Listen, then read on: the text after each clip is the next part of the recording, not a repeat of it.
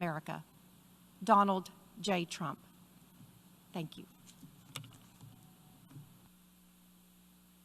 It is my profound honor to address the United Nations General Assembly 75 years after the end of World War II and the founding of the United Nations. We are once again engaged in a great global struggle. We have waged a fierce battle against the invisible enemy, the China virus, which has claimed countless lives in 188 countries. In the United States, we launched the most aggressive mobilization since the Second World War. We rapidly produced a record supply of ventilators, creating a surplus that allowed us to share them with friends and partners all around the globe. We pioneered life-saving treatments, reducing our fatality rate 85% since April. Thanks to our efforts, 3 vaccines are in the final stage of clinical trials. We are mass producing them in advance so they can be delivered immediately upon arrival. We will distribute a vaccine. We will defeat the virus. We will end the pandemic, and we will enter a new era of unprecedented prosperity, cooperation, and peace. As we pursue this bright future, we must hold accountable the nation which unleashed this plague onto the world, China. In the earliest days of the virus, China locked down travel domestically while allowing flights to leave China and infect the world. China condemned my travel ban on their country, even as they canceled domestic flights and locked citizens in their homes.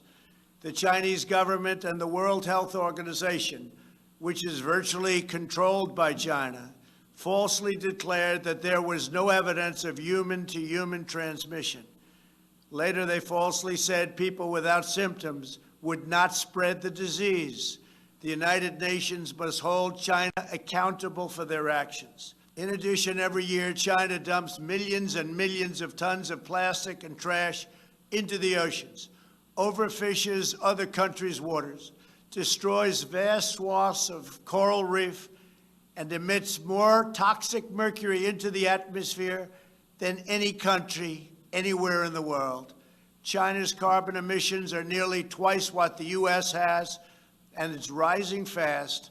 By contrast, after I withdrew from the one-sided Paris Climate Accord, last year America reduced its carbon emissions by more than any country in the agreement. Those who attack America's exceptional environmental record while ignoring China's rampant pollution are not interested in the environment. They only want to punish America, and I will not stand for it. If the United Nations is to be an effective organization, it must focus on the real problems of the world. This includes terrorism, the oppression of women, forced labor, drug trafficking, human and sex trafficking, religious persecution, and the ethnic cleansing of religious minorities.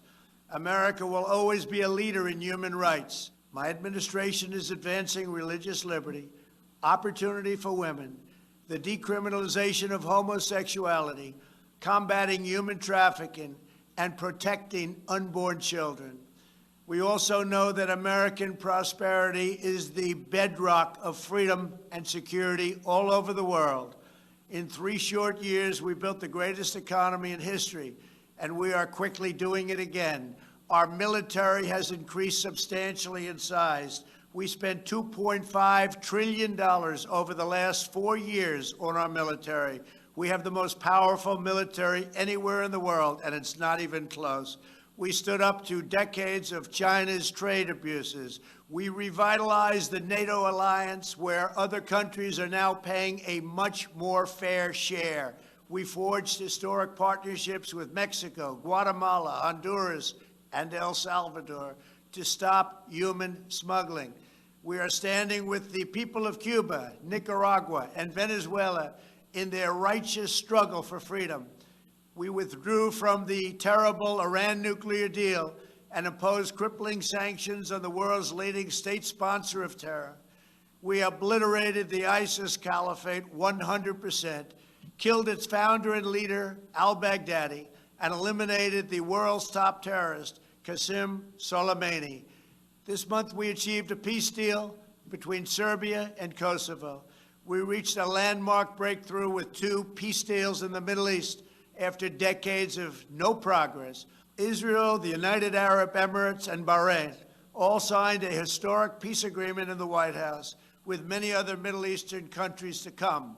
They are coming fast, and they know it's great for them and it's great for the world. These groundbreaking peace deals are the dawn of the new Middle East. By taking a different approach, we have achieved different outcomes, far superior outcomes. We took an approach, and the approach worked. We intend to deliver more peace agreements shortly, and I have never been more optimistic for the future of the region. There is no blood in the sand. Those days are hopefully over. As we speak, the United States is also working to end the war in Afghanistan, and we are bringing our troops home. America is fulfilling our destiny as peacemaker, but it is peace through strength. We are stronger now than ever before. Our weapons are at an advanced level like we've never had before, like, frankly, we've never even thought of having before. And I only pray to God that we never have to use them. For decades, the same tired voices proposed the same failed solutions, pursuing global ambitions at the expense of their own people. But only when you take care of your own citizens will you find a true basis for cooperation. As president, I have rejected the failed approaches of the past, and I am proudly putting America first, just as you should be putting your countries first. That's okay. That's what you should be doing. I am supremely confident that next year, when we gather in person, we will be in the midst of one of the greatest years in our history, and frankly, hopefully, in the history of the world. Thank you. God bless you all. God bless America. And God bless the United Nations. On behalf of the